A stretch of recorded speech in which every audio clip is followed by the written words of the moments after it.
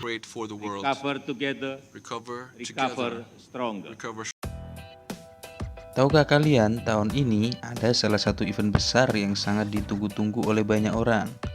Selama bulan November ini, Indonesia telah dipercaya untuk menjadi tuan rumah penyelenggaraan KTT G20. Apa itu KTT G20? Mari kita simak 5 fakta menarik tentang KTT G20.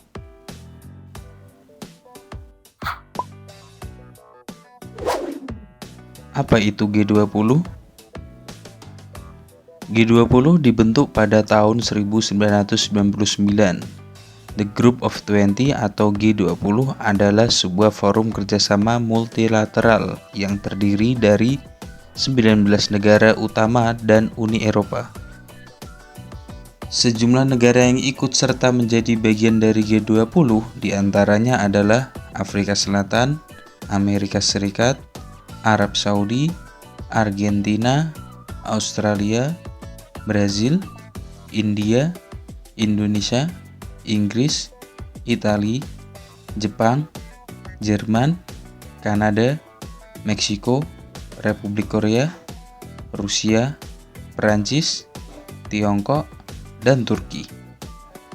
Hal utama yang dibahas di G20 adalah isu-isu global yang terutama terkait dengan ekonomi, seperti stabilitas keuangan, perdagangan, kebijakan, dan keberlanjutan. Setiap tahun, kepresidenan G20 bergilir dari satu negara ke negara lain. Kali ini, Indonesia mendapat kesempatan untuk memegang jalan G20.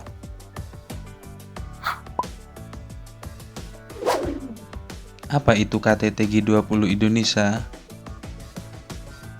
Penunjukan Indonesia sebagai presidensi G20 2022 diumumkan 2 tahun yang lalu saat berlangsungnya G20 Arab Saudi di Riyadh pada 21 sampai 22 November tahun 2020.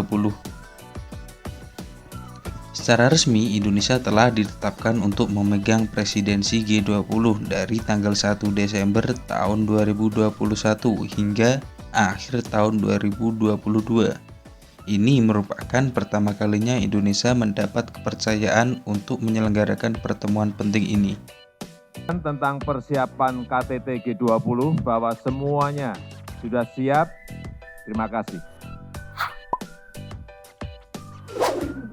Tema yang diusung G20 Indonesia tahun 2022. G20 Indonesia tahun 2022 mengusung tema.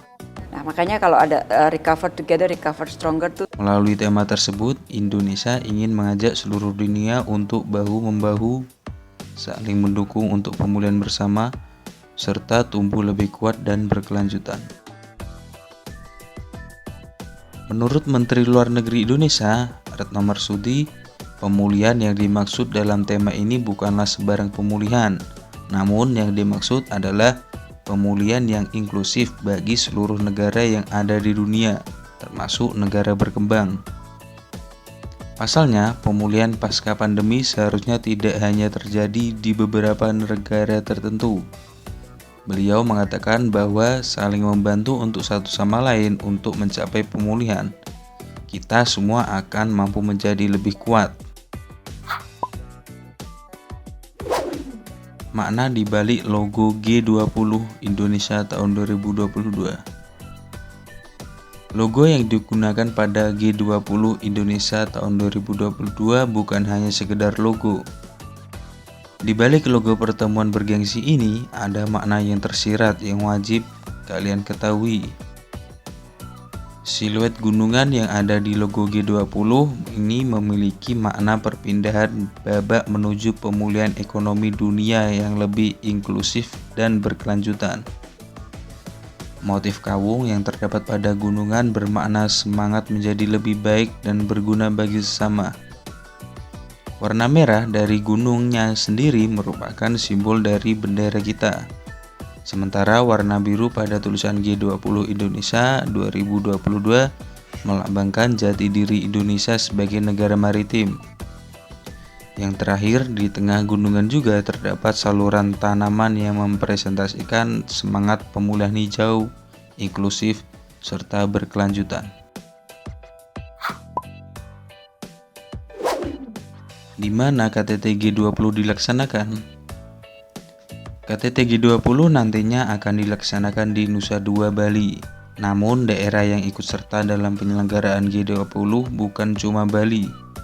Ada lebih dari 19 kota yang turut berpartisipasi dalam pelaksanaan G20 Indonesia tahun 2022. Sejumlah kota tersebut diantaranya adalah Jakarta, Bogor, Semarang, Solo, Batam, Belitung, Medan, Yogyakarta, Bandung, Sorong, Lombok, Surabaya, Labuan Bajo, Tanah Toba, Danau Toba, Manado, Malang, dan masih banyak lagi. Untuk mendukung pelaksanaan G20 Indonesia tahun 2022, pemerintah juga mempersiapkan sejumlah infrastruktur di Bali.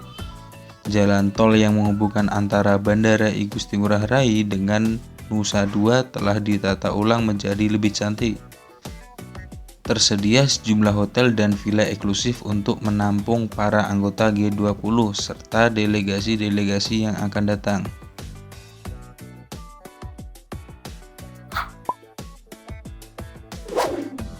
Keuntungan Indonesia menjadi tuan rumah KTT G20.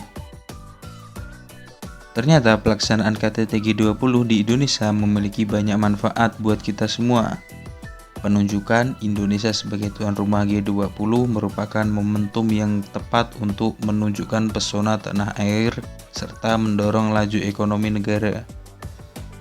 Menteri Pariwisata dan Ekonomi Kreatif Indonesia, Sandiaga Uno, mengatakan bahwa dari sisi pariwisata, gelaran G20 akan berkontribusi terhadap proyeksi peningkatan wisatawan mancanegara hingga 1,8 juta sampai 3,6 juta dan juga 600.000 sampai 700.000 lapangan baru ditopang kinerja bagus sektor kuliner, fashion, dan karya.